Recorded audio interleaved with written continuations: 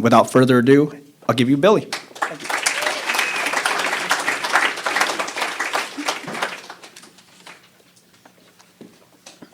It's so good to be where there's a Dunkin' Donuts like every 5 blocks, you know? I'm Billy, I'm an alcoholic, and I'm glad to be here. And, you know, I have had this agenda for a couple hours.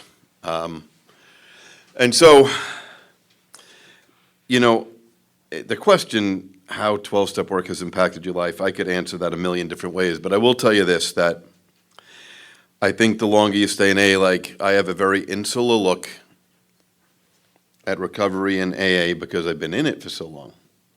Now, I came in when I was 14, didn't get sober till I was 23, but I have this view of the world like everybody knows about alcoholism, everybody knows about AA. That's just not the truth.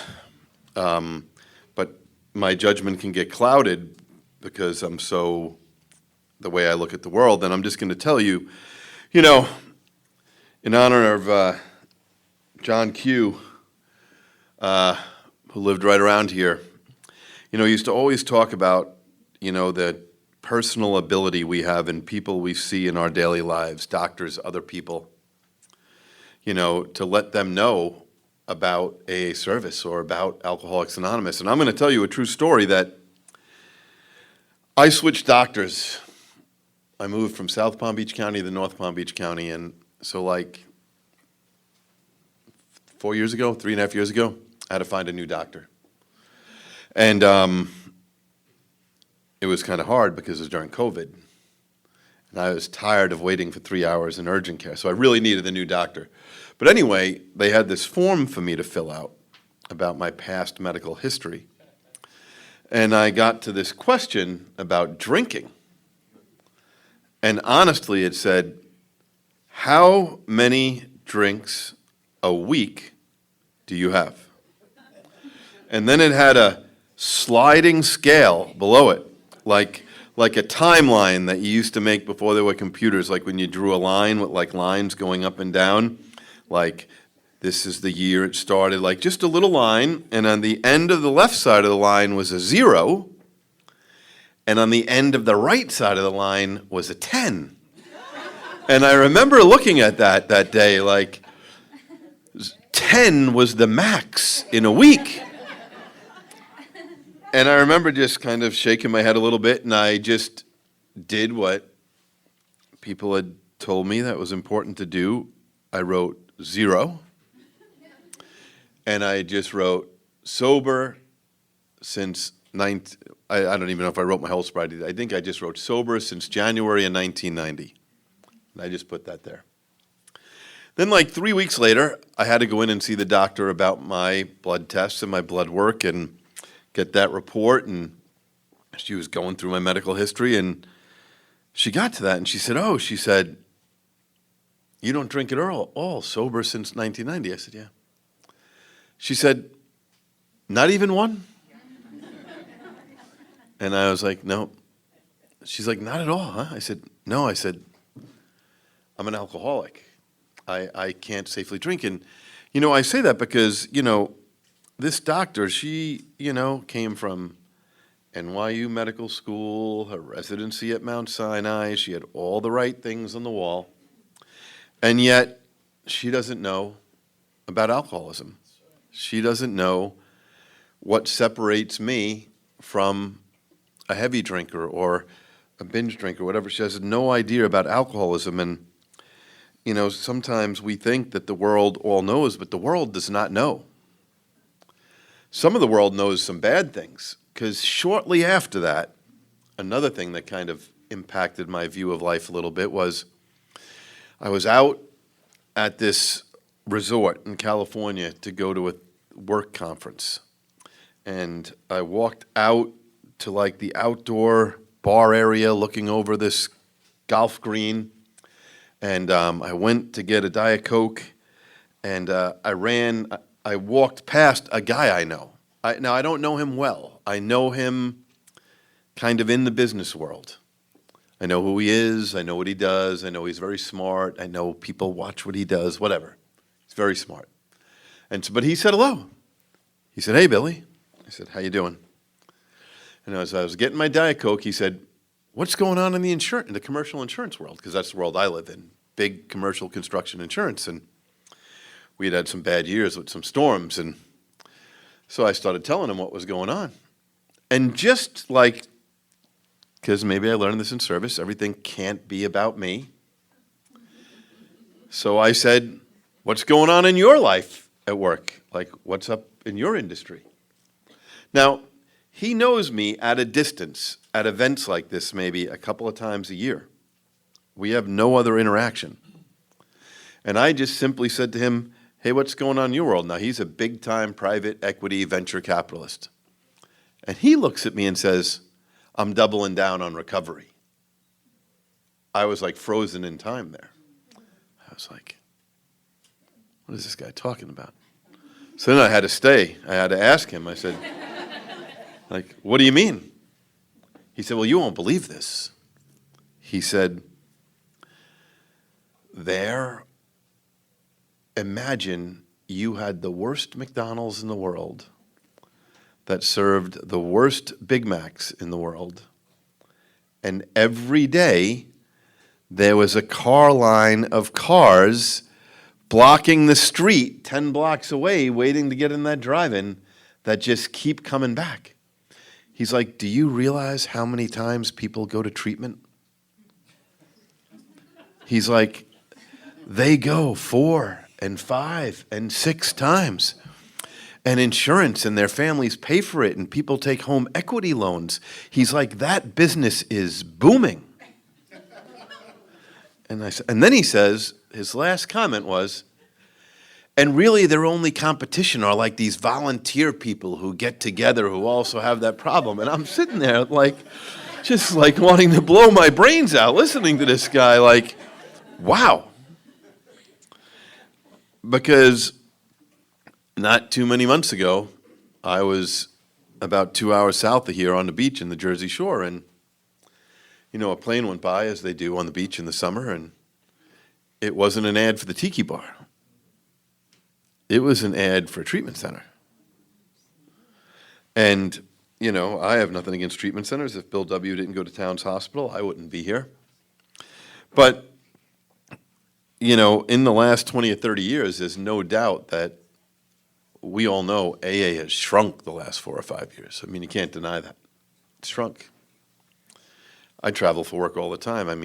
50% of the meetings in the places that I go to are gone. They are not there. And, we have a responsibility to be out there. And, AA is such an important part of the history of the 20th century of the United States. How has 12-step work impacted my life? In the most unusual places, I have had 12-step related activities that would just blow your mind. And when we talk about service, which is kind of my subtopic that I was given, service sometimes becomes like a code word, like that you're on the inside, right? Like that you're in general service, which is something that I like to get rid of. Like Bill W. was very clear, service is anything that helps another alcoholic, anything. But sometimes, when I'm traveling, I'll run into someone and they'll be like, "Oh, are you in service?" And what they mean is, are you a GSR? Are you a DCM? Are you a past delegate? Are you this?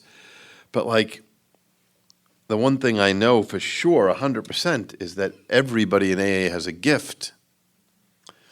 Really, the only crime is not figuring out what your gift is, like what part of the chain you should be on. Like, what should you be doing? And there's probably multiple parts.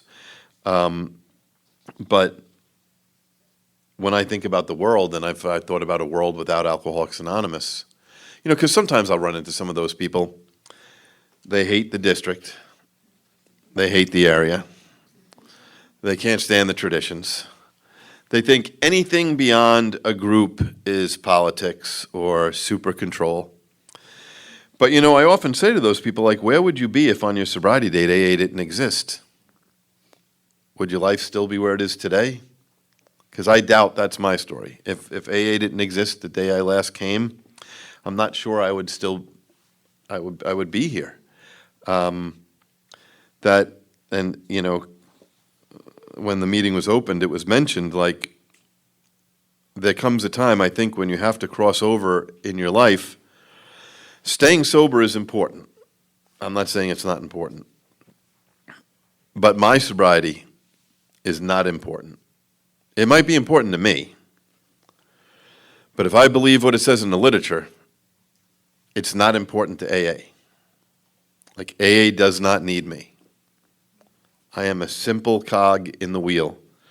Like, AA will go on without any of us. There is absolutely, you know, no doubt about that. And because when you finally cross over that line, I think you have to realize that besides your responsibility to stay sober today, there is a greater responsibility, and that is to make sure that AA is here tomorrow.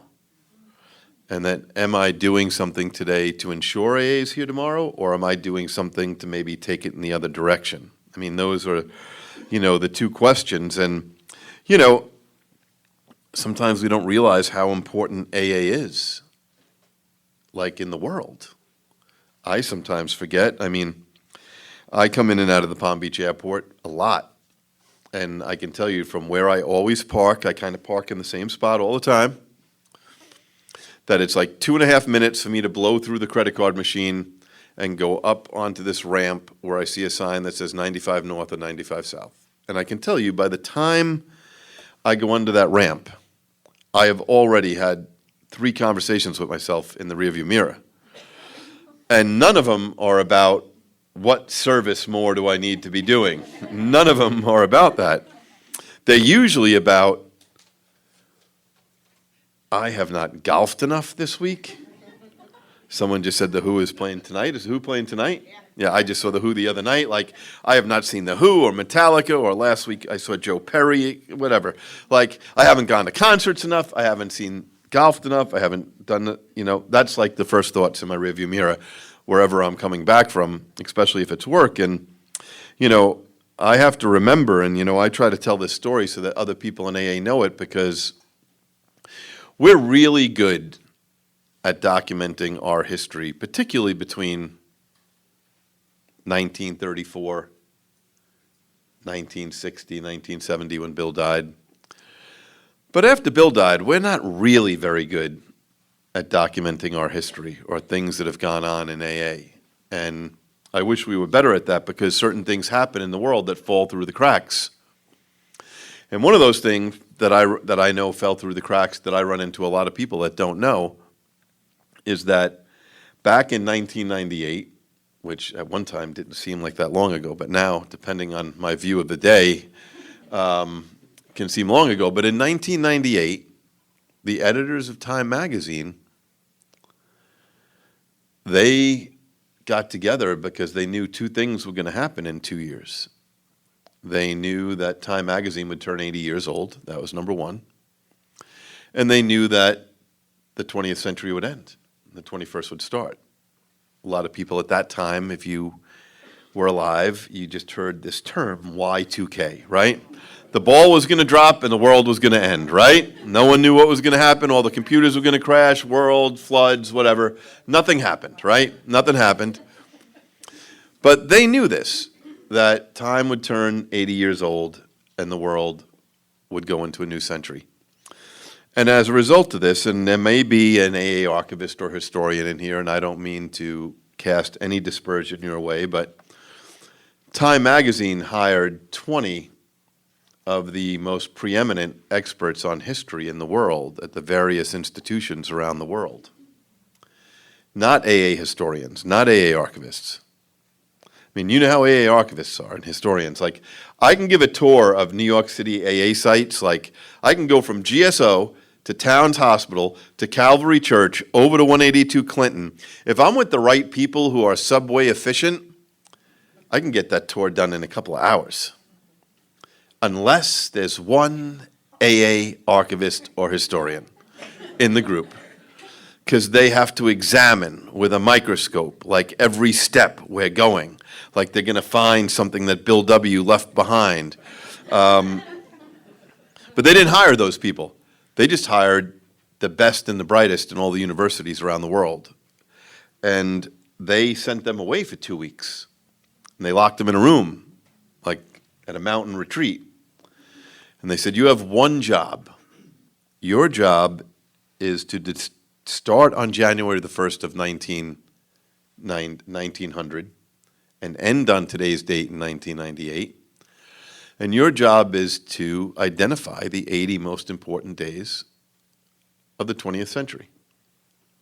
Now, if you multiply 365 by 98, that is a lot of days. And, you know, I keep that book on my coffee table in my living room.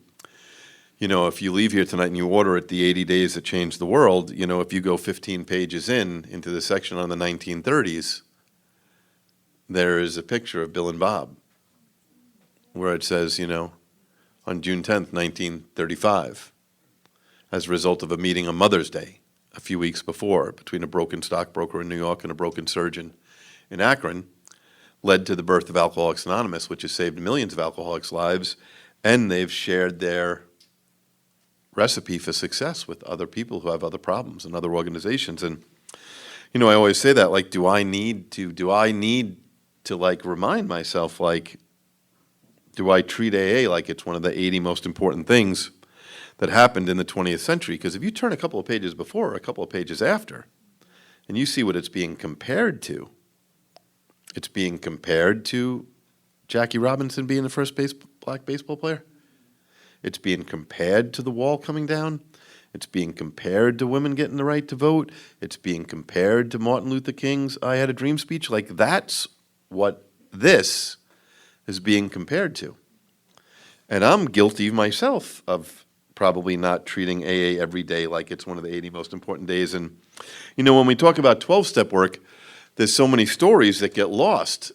Sometimes we act like miracles only happened in a gatehouse in Akron on Mother's Day in 1935. But the real truth is that miracles happened in Alcoholics Anonymous every day by the thousands all over the world. That's just a fact.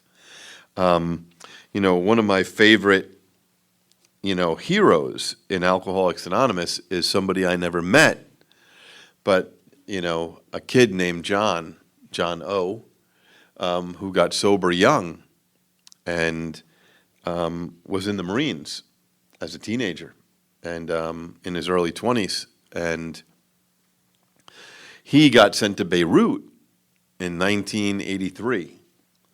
And he wrote, it's a famous letter, a bunch of his letters are famous. You know, he wrote to the General Service Office. He just saw their address in the back of a pamphlet, P.O. Box 459, Grand Central Station. And by the way, let me make a little public service announcement. I know there are a lot of fancy places to go visit AA history, especially if you live around here. You can go to Stepping Stones, you can go to the Mother Lode right there and get it all out of the way, right? You can go to GSO, you can go to Calvary Church down on 23rd and Park, you can go to 182 Clinton Street where Bill and Lois lived, you can go to St. John the Divine where Bill W.'s funeral was. But I'm telling you, to me, from a 12-step point of view, the most important thing to see in New York City is if you're anywhere near Grand Central Station, is to walk a little bit east to Lexington. And at Lexington, make a left turn going north. And go about, because Grand Central Station they're missing a block between 42 and 44. So there's no real 43 there. But when you're walking up Lexington on the left-hand side, you will see a sign that says, the Grand Central Post Office Annex. It's right there. And if you walk in that door and you turn right and walk directly into the wall, you will run into P.O. Box 459, like our P.O. Box. Like, it's right there.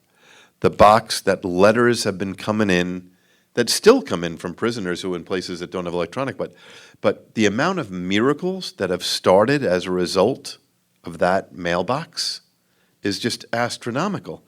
And this young Marine wrote that mailbox and said, hey, I've been deployed on a combat mission to the airport in Beirut.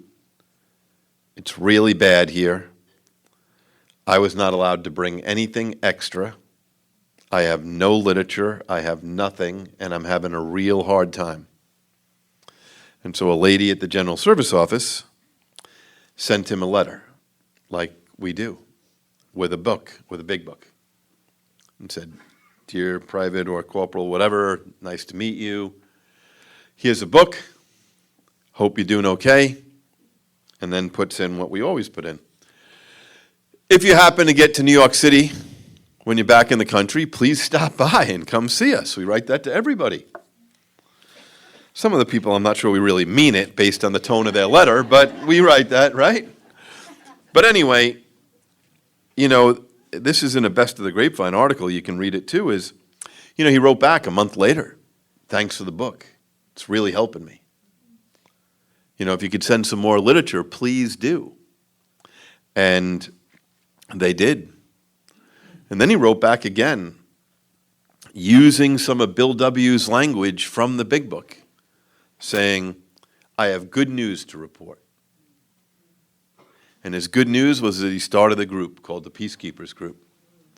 And he said in between the shelling and the bullets and everything else, that him and some other people in service, in not AA service, but in the other service branches, mostly Marines, that were sober, and some civilians, locals from Beirut, Lebanon, would get together in between the shelling and the bombing and the shooting and everything else, whenever they could get together and have a meeting.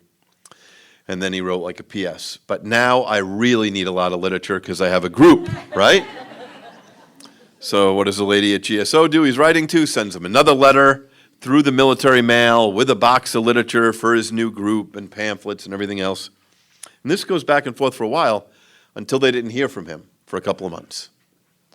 And then in December of 1983, the lady at GSO who had been writing to him got a letter from another group member who said she had the heartbreaking job of letting the woman at GSO know that had been writing to him that the young AA member she had been corresponding with was killed in the barracks blast of October 1983, where just about, I think it's somewhere around 275 U.S. personnel were killed. But that person ended their letter by saying, "But we want you to know the group is still going on." And you know, if you leave here tonight and Google AA in Lebanon, you will see that. That there is, now I've done a lot of research on John, right? He's buried in Minnesota. There is now a sober living house just for veterans outside of Minneapolis that was just, it's either almost opened or is open. But John's parents live there. He was mentioned in the paper. Like, John was an AA lunatic, right? Like, his sister talked about him getting in trouble because he had some guys in a helicopter in the Marines dropping pamphlets out, like, over houses, right? Like, John was over the top, right? I'm sure if he was here, he would be driving us crazy, right? But when you think about that, when you think about 12-step work and all the different versions it comes in, if people didn't put money in a basket in 1981 or 82, there'd be no money to send a big book in 1983. There'd be no money to pay for somebody to answer and open his letter. There'd be no money to ship a free box of literature through the military mail. And you know, that I think is the big problem between what I would call frontlines AA service and institutional service.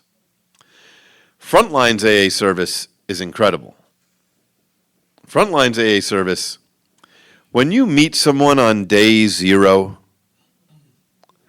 and you are then there a year later on their anniversary, it's like the person went through like a flux capacitor on Back to the Future, right? Like, it's like barely remotely resembles the person you met 365 days ago, right? Like, you get to see that progress in your face all the time. That's the beauty of one-on-one working with people. it's not the beauty, unfortunately, of institutional service. Because a lot of times we don't see the results of the work that we're doing. But a story like Jay's is the perfect example of the results that we see. You know, I went to this workshop at, why can't I think of the name of this prison now? Angola. It was so horrible, I can't believe I forgot the name. But Angola prison is in a swamp in Louisiana. It has more property than Manhattan as far as geographic size. It's surrounded on 3 sides by swamp. It's basically a lot of prisons inside a gate, but a lot of different buildings, almost like its own city, but it's a city of warehousing inmates. And that's, believe me, I have the greatest respect for no politics in AA. But they've been warehousing inmates there for years. You get sentenced when you're 17, you don't leave.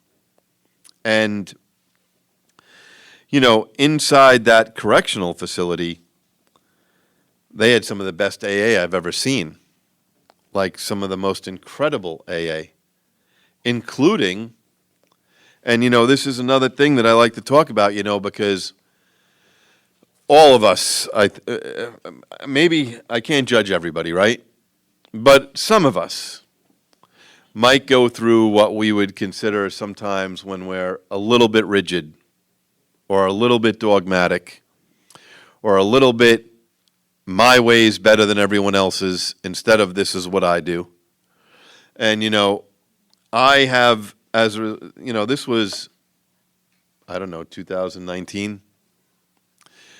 But, you know, I have a sponsee who is on death row in Angola. And I met him there.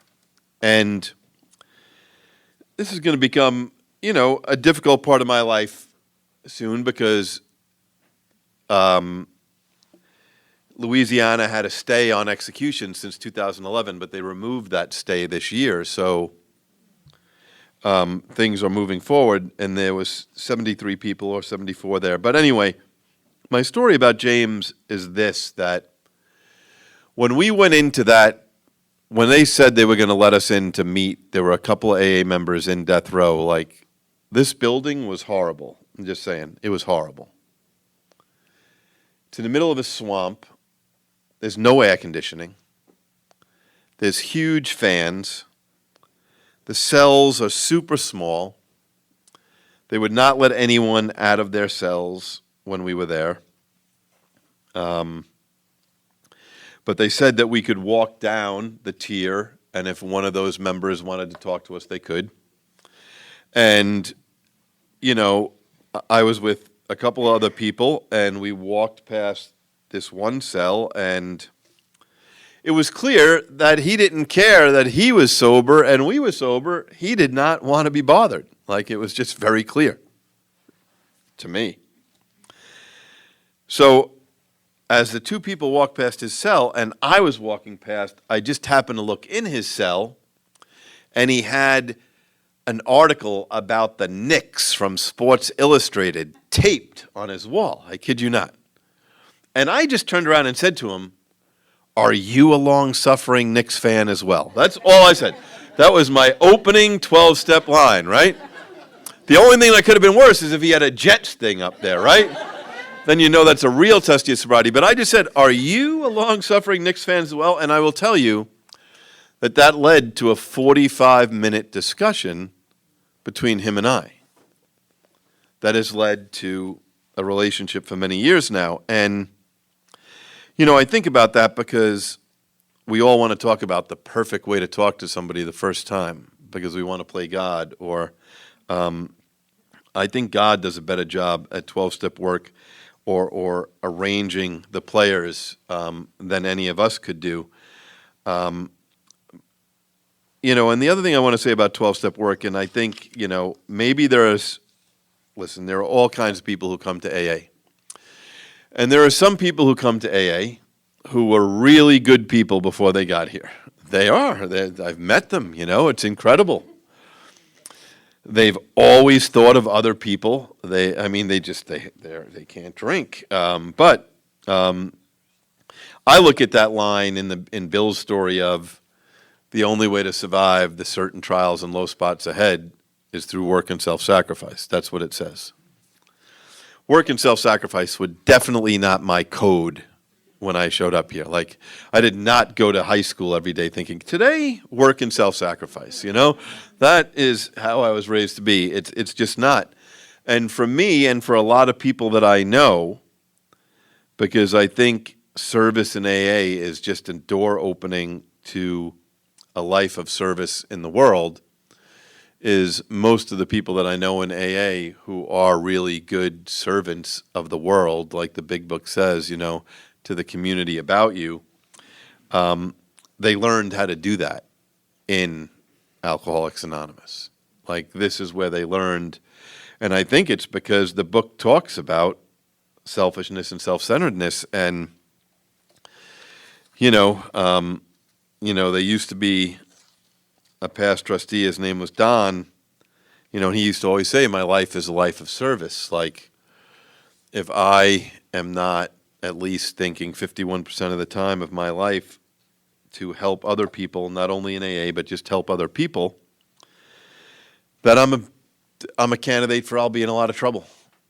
And, sometimes that sounds a little drastic, like it's over the top or anything else, but for most of the people that I know in Alcoholics Anonymous who wind up staying here a long time, and it doesn't mean that they have fancy titles, it doesn't mean anything like that, it just means that they have found out, like I have found out, that my life has to be dedicated to a lot more than just myself.